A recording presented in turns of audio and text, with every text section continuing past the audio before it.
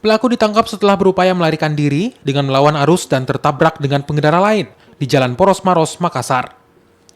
Pelaku diketahui telah berulang kali melakukan aksi pencurian di wilayah Kabupaten Pangkep, Maros, Goa, dan Makassar.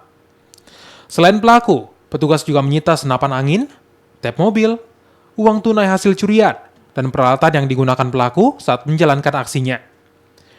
Dari rekaman kamera pemantau, aksi pelaku menyasar mobil yang terparkir di pinggir jalan. Setelah merasa aman, pelaku lalu mencongkel kaca mobil dan mengambil barang berharga milik korban. Atas perbuatannya, pelaku diancam hukuman 7 tahun penjara. Pemberatan, nah, itu dengan cara mencungkil mobil, kemudian memecahkan kaca, mengambil tape.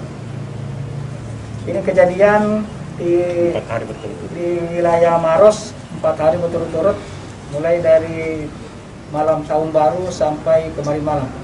Jadi modus